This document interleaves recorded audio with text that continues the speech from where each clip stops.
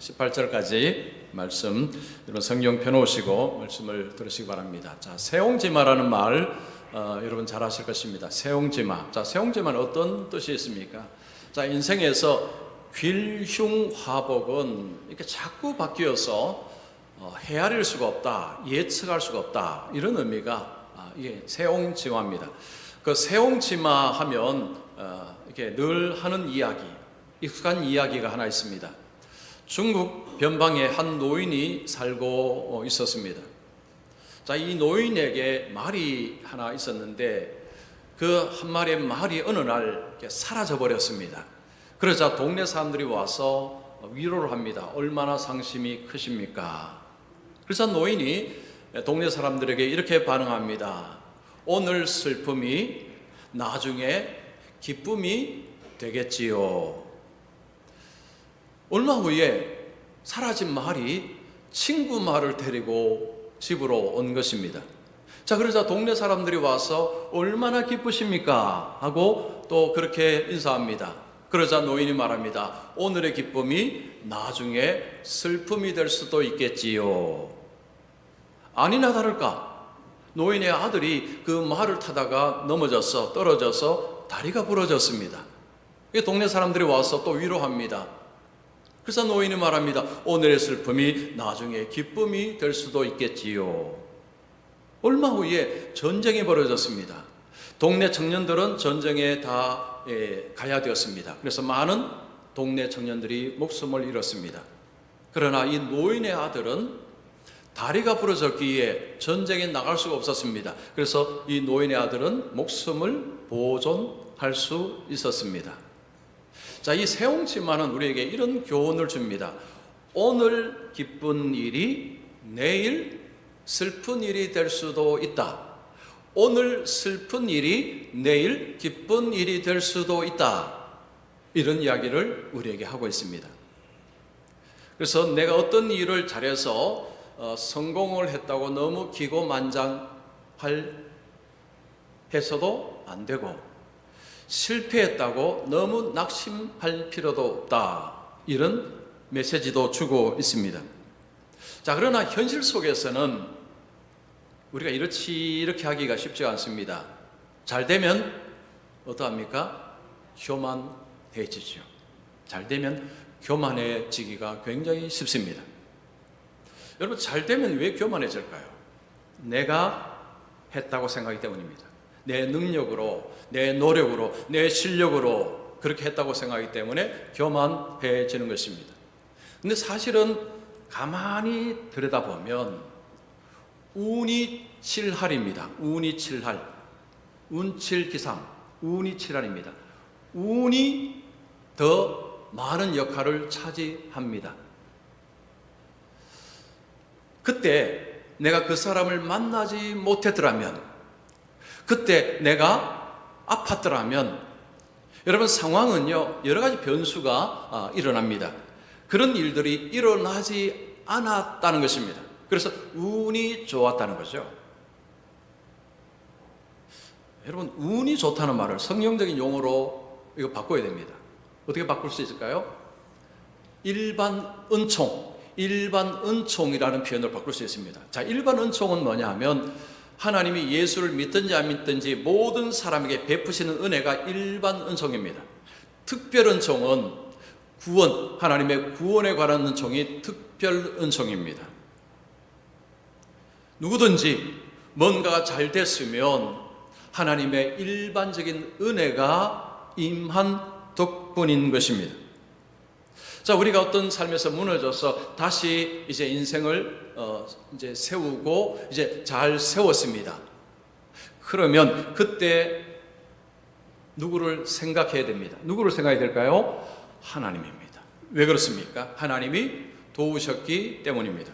하나님이 도우셔서 다시 일어났습니다. 그러면 하나님을 생각하고 하나님께 감사하고 그 다음에 자연스럽게 이어지는 행동이 있습니다. 하나님께 귀를 기울입니다. 여러분, 우리가 사람 사이 관계에서도 어떤 사람에게 내가 은혜를 입었습니다. 어떤 사람에게 은혜를 베풀었습니다. 그러면 그 사람이 하는 말에 귀를 엽니다. 이것이 일반적인 관계의 모습입니다. 하나님과의 관계에서 똑같다는 것입니다. 하나님께서 은혜를 베푸셔서 뭔가를 잘 이제 이렇게 세워졌습니다. 그러면 하나님이 도와주셨다라고 철석같이 믿는다면 그 다음에 자연스럽게 귀를 하나님께 갖다 되어서 하나님의 말씀을 듣고자 합니다. 이때 놀라운 은혜가 임합니다. 그래서 여러분, 우리가 어떤 일을 잘 했을 때 그때 마무리는 항상 말씀으로 마무리하셔야 됩니다. 자, 왜 그런가? 오늘 제가 이 말씀을 드리겠습니다. 자, 첫 번째입니다. 인생의 재건축이 잘 되었다면 말씀을 집중하여 들어라. 말씀을 집중하여 말씀을 들어라. 이 말씀입니다. 자, 이스라엘 백성들이 지금 대적들의 그 방해에도 불구하고 성벽을 재건축을 했습니다. 7장 1절에 이런 표현을 합니다. 성벽이 건축되매. 우리 앞장에 보면 이제 성벽이 건축이 되었다라고 그렇게 말씀합니다. 이스라엘 땅에서 이 성벽이라는 것은 보호막입니다. 선민 공동체에 보호막이 세워진 것입니다. 이스라엘 백성들은 엄청난 일을 했습니다. 처음에는 그들도 이것을 과연 할 수 있을까? 그렇게 생각이 되었던 일인데 일을 완수한 것입니다. 자, 대적들은 전쟁을 통해서도 저들이 성벽을 쌓는 것을 막자라고 그들이 그렇게 외쳤습니다. 그러나 하나님이 그들의 계획을 무산시키셨습니다. 하나님이 도우셨습니다. 그래서 성벽이 세워졌습니다. 자, 예루살렘 땅에는요, 지금 성벽이 세워지고 또 세워진 것이 하나가 있습니다. 성전입니다.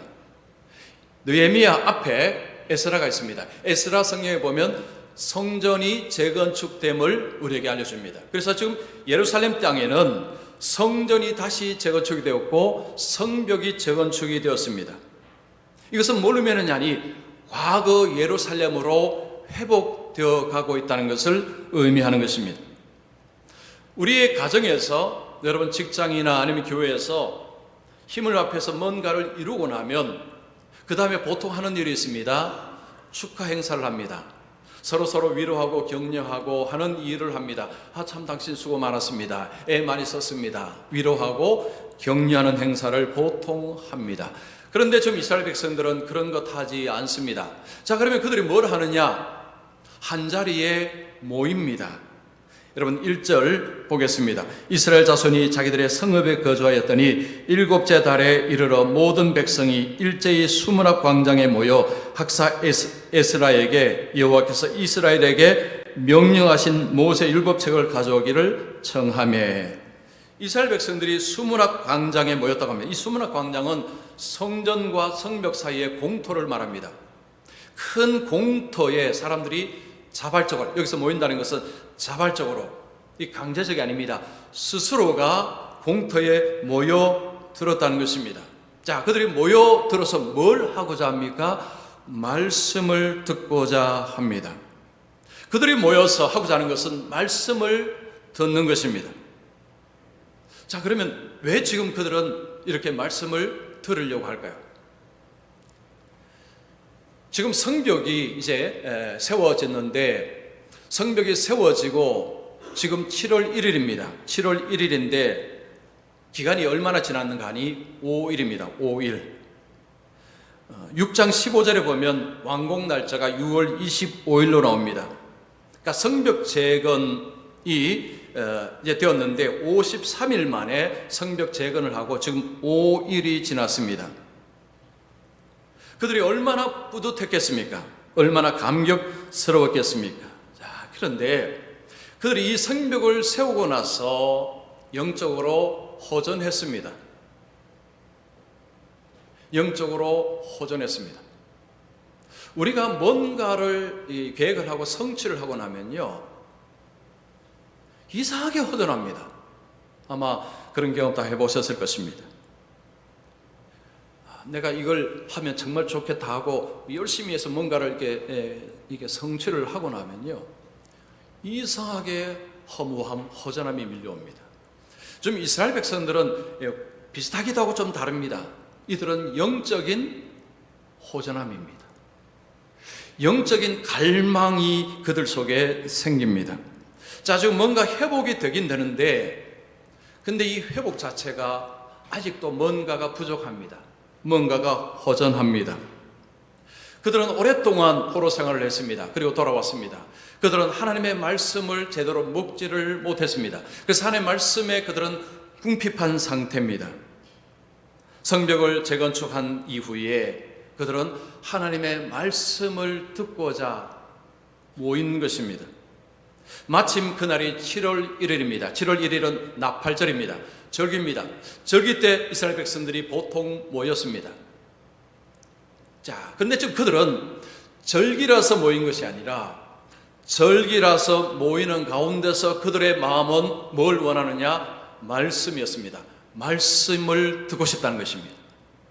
주일날 교회에 가야 되니까 갈 수도 있습니다. 근데 교회 가니까 갈 수도 있지만 어떤 분은 갈망을 가지고 나옵니다. 오늘 하나님이 내게 말씀을 주실 것이다. 그렇게 나오는 분도 있는 것입니다. 그들은 지금 절기라는 그 상황 속에서 모였지만 그들의 마음은 지금 이 갈증, 하나님 말씀에 대한 갈증으로 가득 차서 말씀을 듣고 싶어 합니다. 여러분, 하나님의 말씀, 하나님의 백성의 특징, 중요한 특징이 하나가 뭐냐 하면 말씀을 못 먹으면 영적인 갈증을 느낀다는 것입니다. 왜 그럴까요? 이 말씀이 거의 음식 같기 때문입니다. 자, 우리 마태복음 4장 4절 말씀 같이 읽습니다. 시작.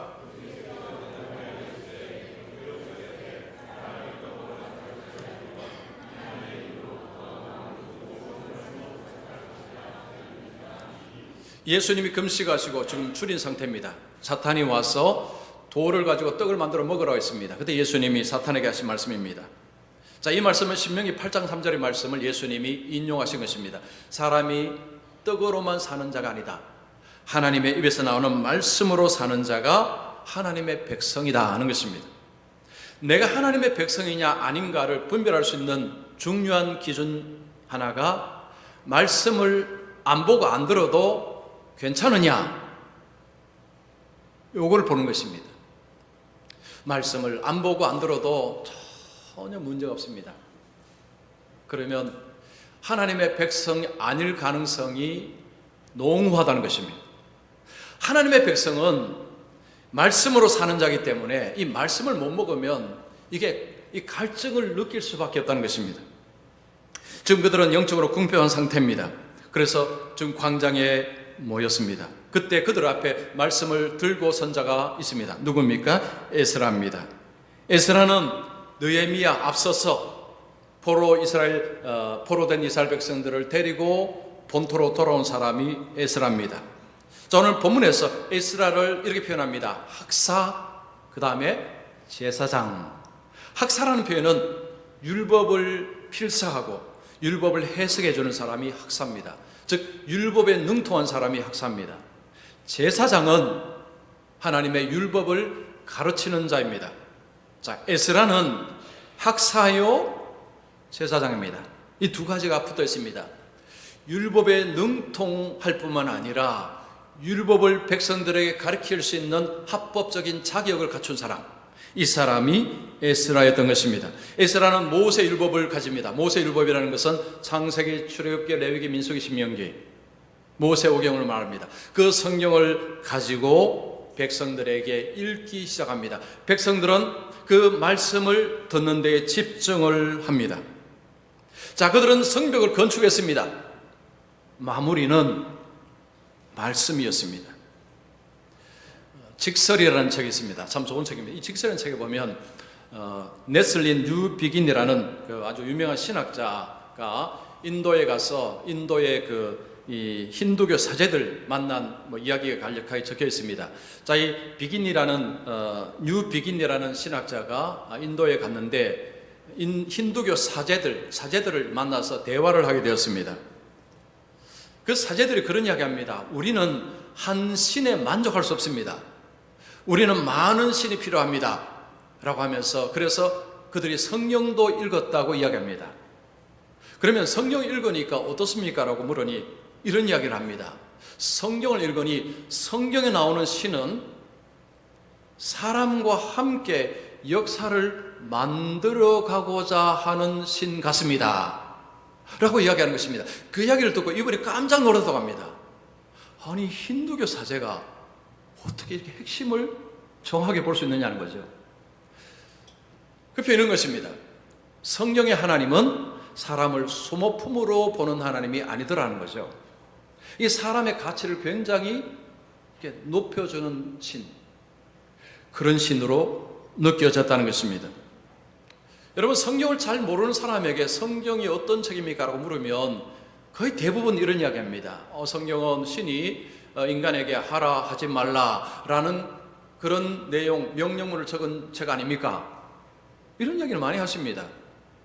물론 여러분, 율법에는요, 성경에는 율법에 어떤 그런 조항들이 있습니다. 그러나 성경에는 하나님의 이야기가 있습니다. 그리고 사람의 이야기가 있습니다. 하나님이 사람을 만드셨습니다. 그 사람이 하나님을 반역했습니다. 그런데 하나님은 그 사람을 버리지 아니하셨습니다. 하나님이 사람을 구원하기 위해서 직접 하나님이 사람이 되셨습니다. 하나님께서 사람이 되셔서 사람의 죄를 대신 지시고 십자가에 죽으시고 그리고 부활하시고 그리고 성천하셨습니다. 그 예수님이 다시 오심으로 모든 것을 회복시켜 주신다. 모든 것을 회복시켜 주신다. 이게 성경 이야기입니다. 거기에 하나님은 사람을 굉장히 가치 있게 존귀하게 만드신다는 것을 볼 수 있습니다. 여러분, 우리가 살아가면서 수많은 역경을 만납니다. 역경 만나면 실패를 합니다. 여러분, 그 실패를 만났을 때 우리가 원하는 것은 회복입니다. 회복은 이전 상태로 돌아가는 것입니다. 만약에 지금 몸이 아픕니다. 회복이 무엇입니까? 안 아픈 상태로 돌아가는 것입니다. 이 땅에서 우리가 뭔가를 잘해서 뭔가를 성취했습니다. 여러분, 이것은 잠시 잠깐 좋은 것일 수 있습니다. 그런데 하나님께서 우리에게 주시고자 하는 것은 정말 놀라운 것입니다.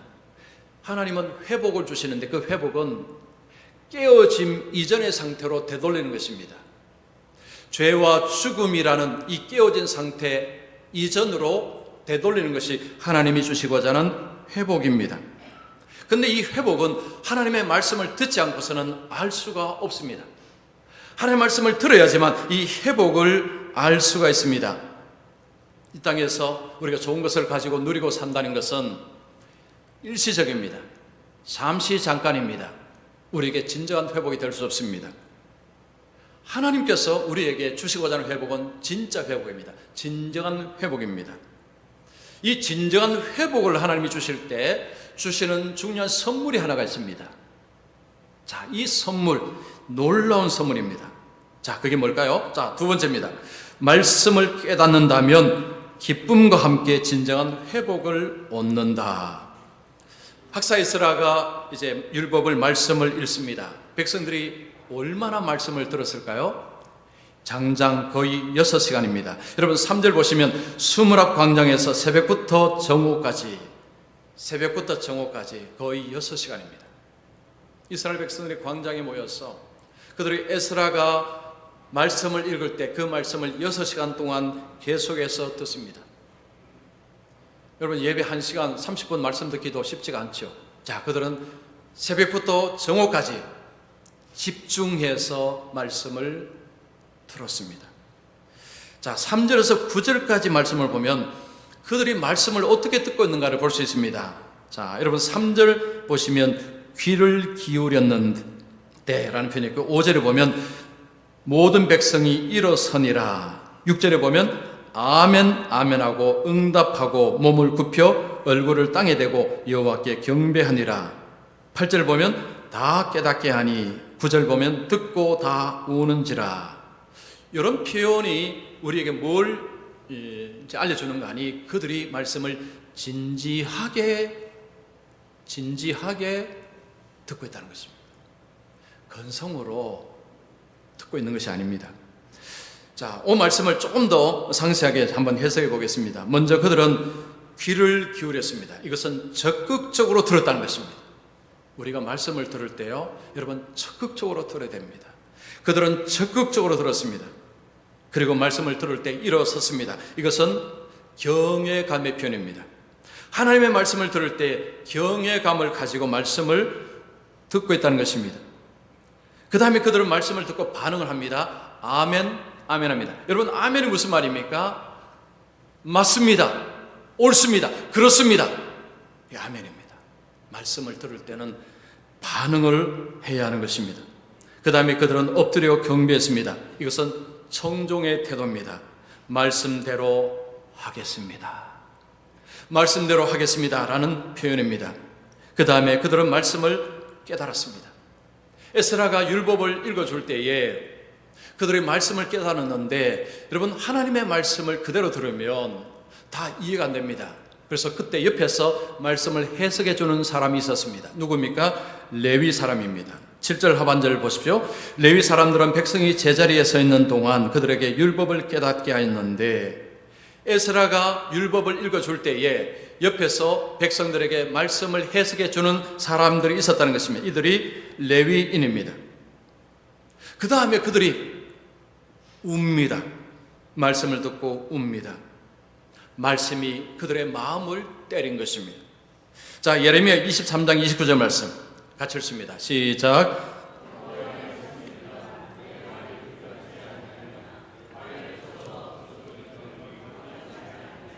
자, 하나님의 말씀이 바위를 쳐서 부스러뜨리는 방망이 같다고 합니다. 하나님의 말씀이 나가자 그 말씀이 지금 이스라엘 백성들의 마음의 바위를 지금 다 깨 부수고 있다는 것이죠. 마음이 깨어져서 그들이 거기서 울고 있었습니다. 백성들이 막 이제 울고 있으니까 지도자들이 그들에게 9절 하반절에 이렇게 말합니다. 오늘은 너희 하나님 여호와의 성일이니 슬퍼하지 말며 울지 말라. 오늘은 성일이니 울지 말라라고 이야기합니다. 더 나아가서 10절 중반절에서 느헤미야는 이렇게 말합니다. 이날은 우리 주의 성일이니 근심하지 말라. 여호와로 인하여 기뻐하는 것이 너희의 힘이니라. 느헤미야는 백성들, 우는 백성들에게 이제는 기뻐하라고 이야기합니다. 오늘은 성일이라는 거죠. 성일은 안식일, 절기날, 이런 날이 성일입니다. 성경은 성일에 백성들이 해야 될 것은 즐거워하는 것입니다. 그래서 느헤미야는 오늘은 성일이다. 즐거워하라, 기뻐하라 라고 이야기합니다. 그러자 12절에 보시면 모든 백성이 곧 가서 먹고 마시며 나누어 주고 크게 즐거워하니. 느헤미야 말을 듣고 백성들은 이제 울음을 그치고 그들은 크게 즐거워합니다. 이날이 초막절입니다. 이날이 나팔절입니다. 그리고 그들은 15일 뒤에 초막절을 지킵니다. 이 초막절이라는 것은 이스라엘 백성에 굉장히 큰 의미가 있습니다. 그들이 출애굽을 이제 하고 나서 광야 생활을 하고 그 다음에 가나안 땅에 들어갔습니다. 그 40년 광야 생활 동안에 하나님이 그들을 먹이시고 입히시고 보호하심으로 그들이 그 광야를 거쳐서 안식의 땅으로 들어가서 안식을 누리게 되었습니다. 여기에 대해서 감사함으로 초막절을 지키라고 하나님이 하셨습니다. 자, 그들은 이 초막절을 지키면서 그들에게는 또 다른 의미가 있습니다. 70년 동안 포로 생활을 했는데 하나님이 그들을 돌보시고 인도하시고 이제는 돌아오게 하셔서 고향으로 예루살렘으로 하나님의 도성으로 돌아오게 해주심에 대한 감사로 초막절을 지켰습니다. 그래서 그들에게는 기쁨이 충만했습니다. 17절 보십시오.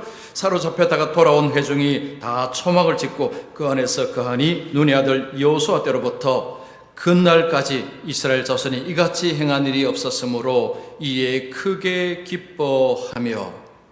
초막절, 하나님께서 70년 동안 우리를 지키시고 인도하시고 이제 본토로 하나님의 도성으로 돌아오게 해주셔서 성전을 다시 짓고 성벽을 다시 짓게 하신 이 은혜에 너무너무 감사해서 그들은 크게 기뻐했습니다. 하나님을 믿는다는 것, 여러분, 예수를 믿는다는 것은 바로 크게 기뻐하는 이런 일을 겪는 것입니다. 여러분, 기쁨은요, 우리 인간에게 정말 소중한 하나님의 선물입니다. 새는 날아가면서 되돌아보지 않는다 라는 책이 있습니다. 새는 날아가면서 되돌아보지 않는다. 이 책에 보면 그런 재밌는 이야기 나옵니다. 어떤 서양인이 동남아시아에 여행을 갔다가 거기서 삭발하고 그냥 수행자가 되었습니다. 이제 그런 경우들이 보통 이제 종종 있습니다. 이 사람이 이제 수행자가 되어서 숲속에서 다른 수행자와 같이 살아갑니다. 가끔씩 이제 다른 지방으로 이렇게 이동을 할 때가 있다고 합니다. 그러면 작은 소형 트럭에 타는데 고참 수행자는 운전석 옆에 앉고 나머지 수행자는 트럭 뒤 가면 긴 나무 의자가 있는데 그 의자에 앉아서 간답니다. 근데 그 트럭은 이 높지 않은 그런 지붕이 있는데 그 지붕을 이 지지대로 쇠 막대기가 이렇게 있다고 합니다. 이 트럭을 타고 가는데 이 비포장 도로로 이제 가면 거기에 웅덩이들이 있습니다. 보통은 운전사들이 웅덩이를 맞으면 천천히 가죠. 그런데 이 수행자들을 태우는 운전사는 그런 게 없답니다. 그냥 막 간답니다. 자, 그러면 어떤 일이 벌어질까요? 자, 웅덩이가 있는데 웅덩이로 차가 들어갔다가 나오면 어떤 일이 벌어집니까? 뒤에 앉아있는 사람이 이렇게 됩니다. 자, 그러면 위에가 뭐가 있다고 그러죠? 쇠막대기. 그러면 이걸 정면으로 치는 것입니다. 아플까요? 안 아플까요? 이 서양인 수행자가 쇠막대기에 머리를 치고 나서 입에 욕이 튀어나갑니다. 너무 아파갖고. 근데 다른 수행자들은요, 머리를 부딪히고 나서 깔깔 웃더랍니다. 그래서 이 서양인 수행자가 이 사람들은 어릴 때보다 하도 많이 부딪혀서 뇌가 손상이 되었나? 어떻게 이걸 웃을 수가 있냐는 거죠. 그래서 그 다음에도 계속 이제 몇 번씩 하는데 이 사람은 계속 입에서 욕이 튀어나오고 합니다. 근데 다른 수행자들은 전부 깔깔 웃더랍니다. 그래서 하루는 좀 신기한데 나도 한번 해볼까 해서 이분이 이제 가다가 웅덩이 만나서 이제 푹 하면서 위에 쇠막대에 확 부딪힌 것입니다. 그때 다른 수행자들처럼 막 그냥 확 웃었답니다. 근데 놀라운 일이 벌어졌습니다. 여러분, 무슨 일이 벌어졌을까요? 덜 아팠습니다.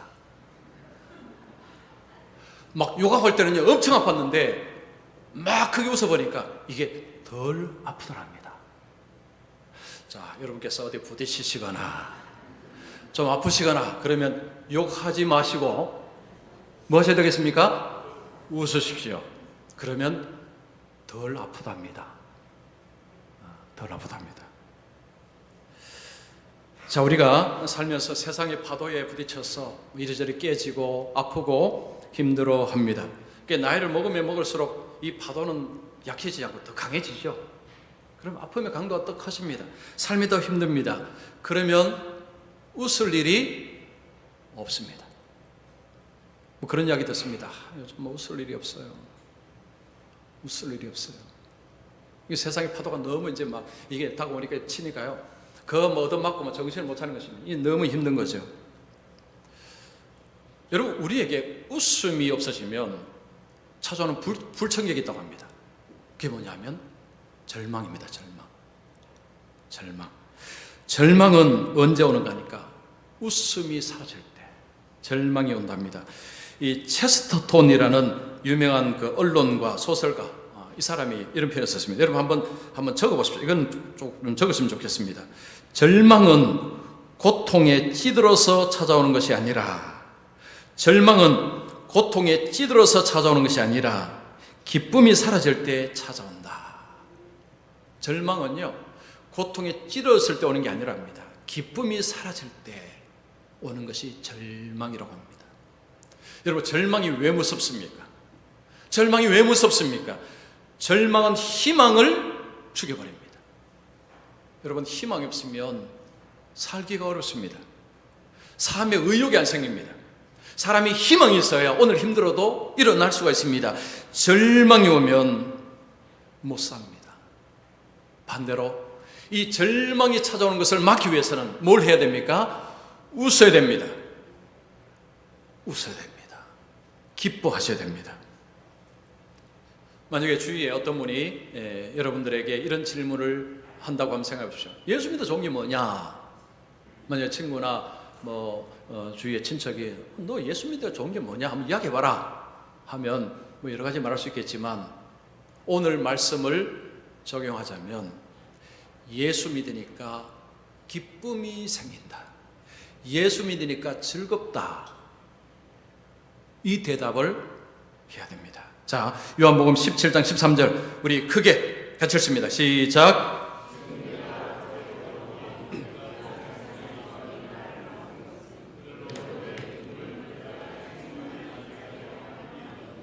예수님께서 제자들을 위해서 기도하시는 것입니다. 예수님이 제자들에게 뭘 주고 싶어 하십니까? 내 안에 있는 기쁨을 그들에게, 제자들입니다. 예수 믿는 자들에게 내 안에, 주님 안에 기쁨을 제자들에게 충만히 주고 싶다는 것입니다. 사도 바울이 빌립보 성도들에게 그랬습니다. 주 안에서 항상 기뻐하라. 주 안에서 항상 기뻐하라. 주님께서 우리에게 주시고자 하는 그 선물 중에 정말 놀라운 선물이 이게 바로 기쁨입니다. 여러분, 예수를 믿으면 왜 기쁩니까? 예수님께서 우리에게 하신 일이 있습니다. 예수님이 우리의 죄를 대신 지시고 죽으셨고 그리고 우리를 살리기 위해서 다시 살아나셨습니다. 이뿐이 아닙니다. 예수님이 우리를 위해서 준비하신 나라는 기쁨의 나라입니다. 잔치의 나라입니다. 즐거운 나라입니다. 이런 말씀이 요한계시록에 있습니다. 예수를 믿으면 예수님 덕분에 기쁨을 누릴 수 있다는 것입니다. 말씀을 듣고 깨닫는 자는 그 안에 기쁨이 밀려온다는 것입니다. 사도행전에 보면 에티오피아 네시가 예루살렘에 왔다가 자기 집으로 고향으로 돌아갑니다. 그가 성경을 읽습니다. 이사야 성경을 읽습니다. 근데 이게 무슨 말인지를 이해가 안 됩니다. 성령이 빌립을 통해서 가보라고 해서 빌립이 그거 갑니다. 가니까 에티오피아 사람이 성경을 읽고 있습니다. 물어봅니다. 너 이 성경 무슨 말인지 알겠느냐? 모르겠다고 이야기합니다. 가르쳐주는 사람이 있는데 내가 어떻게 알겠느냐라고 그렇게 응수를 했습니다. 그래서 빌립이 그 이사야가 말하는 그 사람은 예수님이다 라고 그렇게 해석을 해줬습니다. 그러자 네시가 그러면 내가 세례 받겠다 하고 세례를 받았습니다. 말씀을 깨달은 것입니다. 그리고 그가 자기 나라로 돌아갑니다. 성경이 이렇게 표현되어 있습니다. 네시는 기쁘게 길을 가므로. 말씀을 듣고 나니, 말씀의 해석을 듣고 나니 말씀이 깨달아지자 그에게는 어떤 변화가 일어났습니까? 기쁨, 즐거움, 그 마음속에 기쁨이 밀려들었다는 것입니다. 하나님의 말씀을 깨닫는다면 하나님 안에서 기쁨을 누릴 수 있다는 것이 주님의 약속입니다. 자, 요즘 어떠십니까? 어떻게 요즘 웃을 일이 좀 있습니까? 없습니까? 아유, 목사님 요즘 웃을 일이 뭐가 있습니까? 경제도 안 좋고 뭐 정치도 그렇고 뭐 세상 보니까 이러시면 안 됩니다. 여러분, 이러시면 안 돼요. 예수 믿는 사람 물론 그것 때문에 물론 기도하고 해야 되지만 우리는 그런 것으로 인해서 기뻐하는 사람들이 아니라 우리에게는 본질적인 기쁨의 근원은 따로 있습니다. 하나님의 말씀입니다. 하나님의 말씀입니다. 이 땅에서 여러분 잘 되는 것은요 전부 임시적인 것입니다. 우리에게 진짜 회복을 줄 수 없습니다. 진정한 회복은 하나님의 말씀을 통해서 말씀을 깨달을 때 하나님 그 속에 기쁨을 우리에게 주심으로 우리에게 진짜 회복을 하나님께서 우리에게 해 주시는 것입니다. 자, 저는 우리 성도님들이 예수 믿어서 너무 기쁘다라고 할 수 있는 분들이 되시기를 축원합니다. 아유, 예수 믿어도 힘들어. 예수 믿어도 별거 없어. 이러시면 안 됩니다. 이러시면 안 됩니다. 그러지 마시고 예수 믿으니까 너무 좋아. 예수 믿으니 너무 좋아. 예수 믿으니 내 마음속에 기쁨이 있어. 즐거움이 있어. 너도 믿어봐. 너도 믿어봐. 이렇게 하실 수 있는 우리 모두가 되시기를 축원합니다.